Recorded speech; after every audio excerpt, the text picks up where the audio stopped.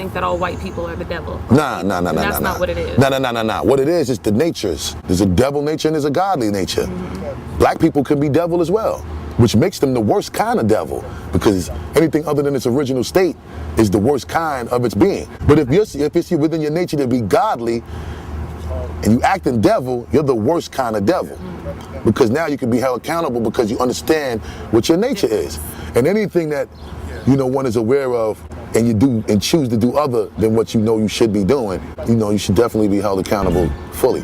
What it do? It's your man B-So-513 and I'm back again.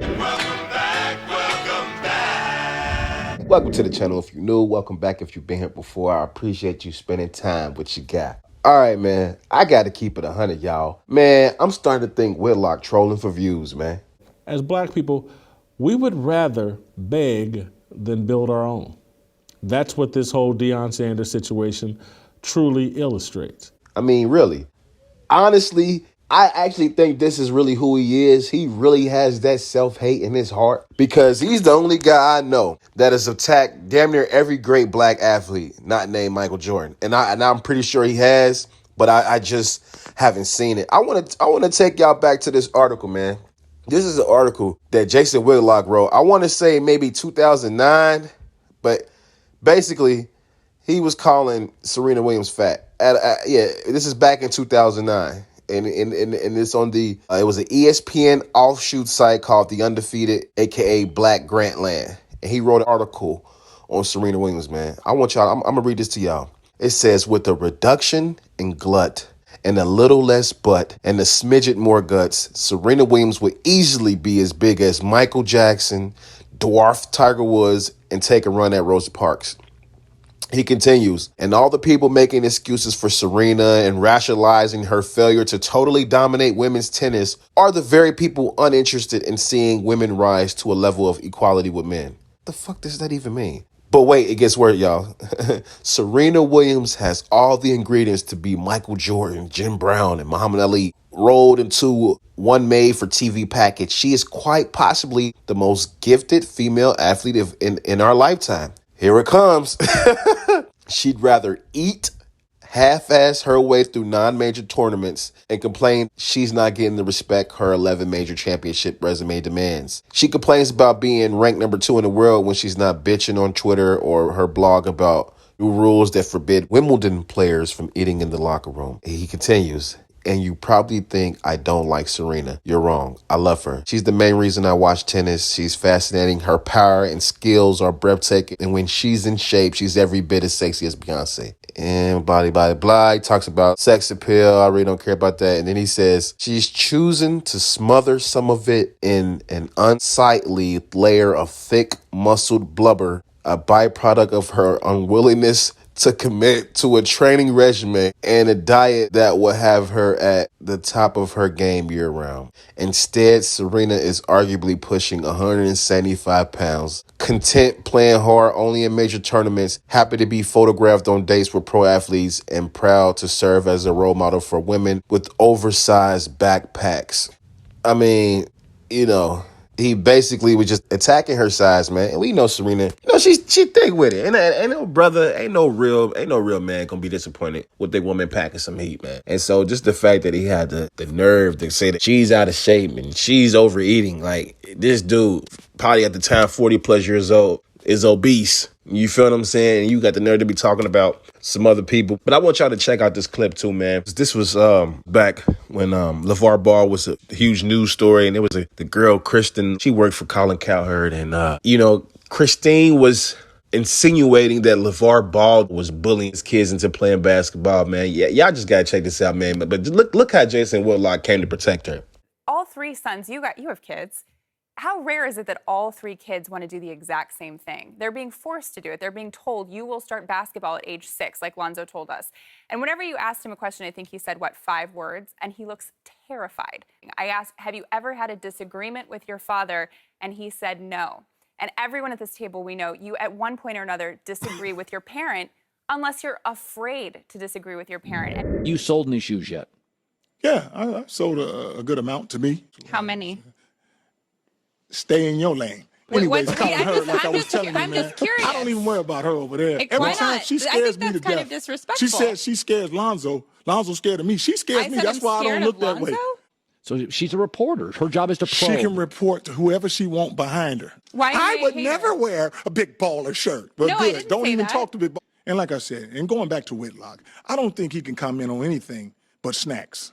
Now, Wow. that's a little harsh. It's going to be harsh because he want to be harsh So on you me. disrespect Guess what? women and people for their no, weight? that's what you say. I didn't say nothing about no No, weight. you just said that to me. Like I told her, I'm not even worried about you right now. Keep in your lane. Can you look like me I in the said, eye? Whitlock, I don't want to look you in the eye. You scare me to death. They wouldn't want to work with you anyway because you don't respect women. So She's after you today. Oh, I don't respect not. women, I'm but just- I'm the one that's married. I'm good. Well, she can say what she wants. She's trying to put it. I never disrespect women. But I tell you what, did if on you the show act today. if you act like that, guess what? Something's coming to you. Oh. You think Are you threatening me? Oh, see how she tried to turn the words? I would never threaten you. You said something's coming to me. I don't know what it is. I'm not a psychic. I think this was everything I've been feeling about Lavar Ball. He's bad for his son. He's bad for business. He's well out over his skis. I thought he was clearly disrespectful. The line of stay in your lane, keep in your lane, that to me sounds like stay in the kitchen. That to me sounds like the epitome of sexism, not looking someone in the eyes. As an African American, if I were treated like that by someone, I would immediately go to, oh, they treated me in a racist fashion. They're dismissing me. I'm unworthy of engaging in a conversation with them. Lavar Ball out of line today. Christine, I thought you were great. Lavar Ball clearly out of line. That's just another example. Did you peep at the end when he was like, I think you were great, Christine? Christine, I thought you were great. Like, come on, bro. Like, fall back, man. And then I want y'all to hear this clip about him and Kobe, man. Disrespect. you don't feel Kobe's even put a twist on MJ? Oh, absolutely not. He has put a worse twist. He's turned Michael's good things into a bad thing. Michael was a volume scorer and a volume shooter, but Michael had some self-awareness. I've always thought about Kobe, a narcissistic person who pleasures himself at the expense of everyone else. That's Kobe in a nutshell. He spent 20 years in the NBA and never figured out it's a team game and it's about the pleasure of everyone. But he won 5 Teammate- titles, so he did. Shaq helped him win 3. He had a lot of help. He was not Michael Jordan carrying teams to 5 titles. He wasn't Bill Russell. He wasn't Magic Johnson. He certainly wasn't Larry Bird. Everything is about growth and evolution. And that Kobe, to me, lacks self-awareness, and he's never evolved. 50 shots, 60 points. Kobe did it his way. Complete, utter disrespect, man. Basically said Kobe Bryant he never matured mentally. He never had self-awareness. Like, how is this obese old man talking about self-awareness, bruh? Like, you are obese. You have no self-awareness. You have no self-control. You have no self-discipline. You 50, 60 years old and you obese, bruh. Listen, I'm a big guy too. I understand. You can't come for nobody that's been in impeccable shape their whole life. Despite his athletic success, wealth, natural charm, and good looks, Deion Sanders is actually insanely insecure. Deion Sanders, a.k.a. Coach Prime, bruh, man, he's been in shape his whole life. Do you know how much discipline it takes to be a professional athlete in 2 sports? You feel me? And to be a coach and to coach children at that and to be as great as he was, to have that much level of patience, to never have been drunk, to never have smoking weed. Do you know what type of discipline you have to never do that? Come on, man. Like, bruh, some people are just touched by the Most High. And I honestly believe Deion, Coach Prime, bruh, he is a different type of cat, man. He is one of them archangel type beings that is here on life, and he has been in the athletic realm as far as on this dimension, but his calling and his spiritual power is much bigger and much brighter, and it is what it is, and I admire the light, and I will never dim it. Believers demonstrate their faith by giving the glory to God and smothering themselves in humility. This is my problem with Deion Sanders. He professes faith in Jesus Christ and himself that he contradicts at every turn. He camouflages his self-doubt with gold chains, bluster, and bullying. He's 56, and insists that people refer to him as Prime, a secular materialistic character he created as a child at Florida State. I've tried my best to support Deion Sanders. I can't do it anymore.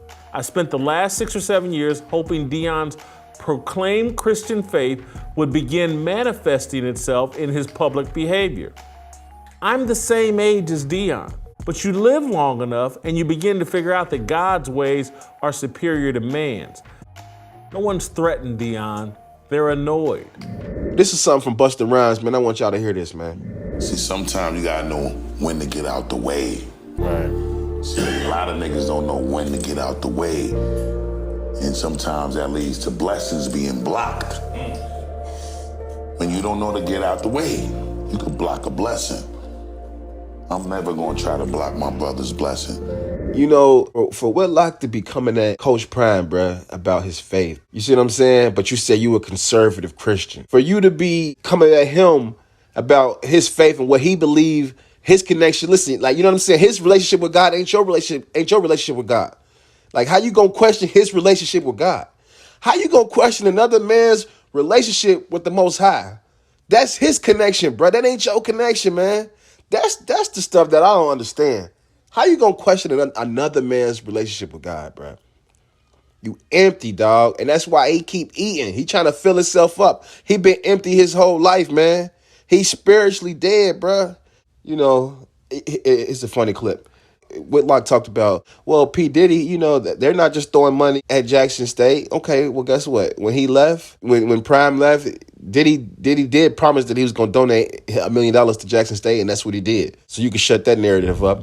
Oh, man, I'm mad Deion left Jackson State because I was going to donate $50 million to Jackson State's football program and athletic program in order to keep that thing rolling.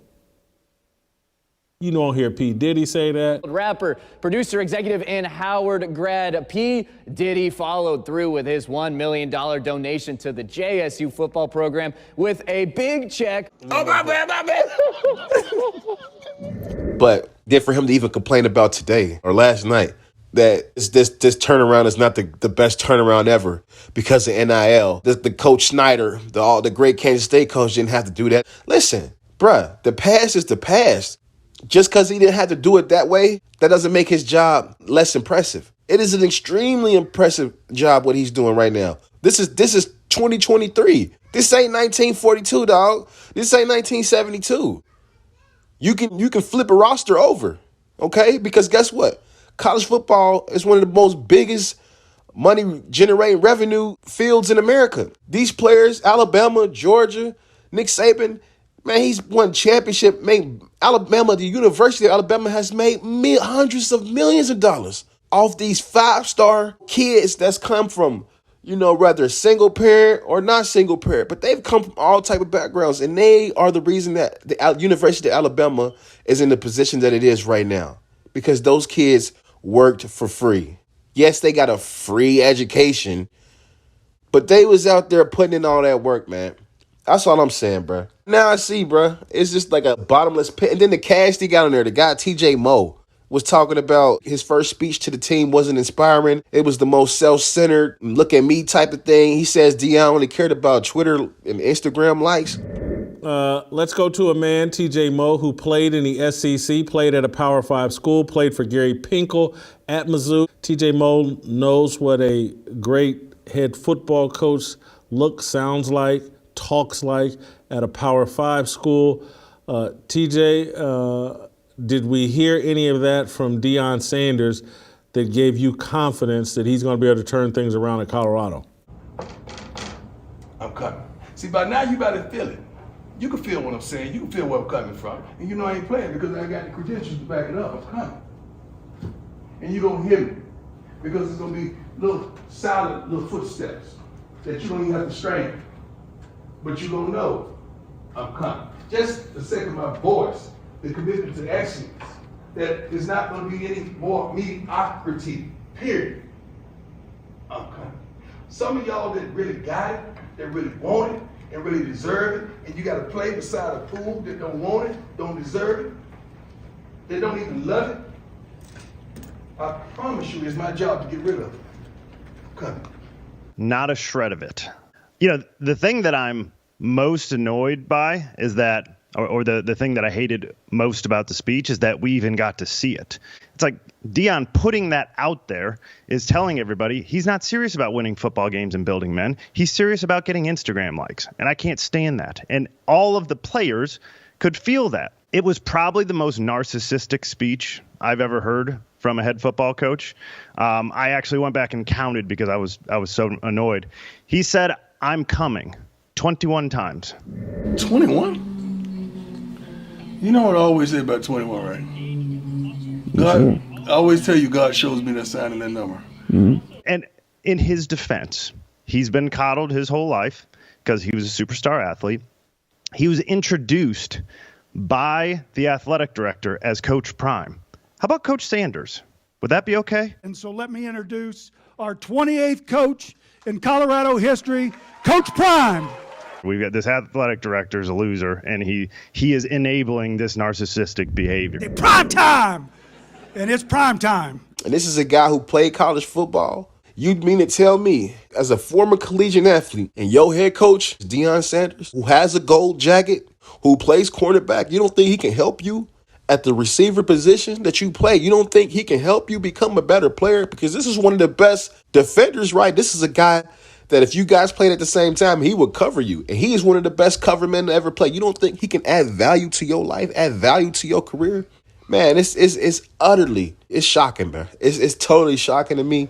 But you know what? Jason Whitlock has showed this track record of self-hating, just attacking other people's greatness. That's who he is. That's who he will always be. And I think at this point, man, we just got to stop feeding it to him, man. Y'all let me know what y'all think, man. We got more content in the way, man. This be So 513. I'm out.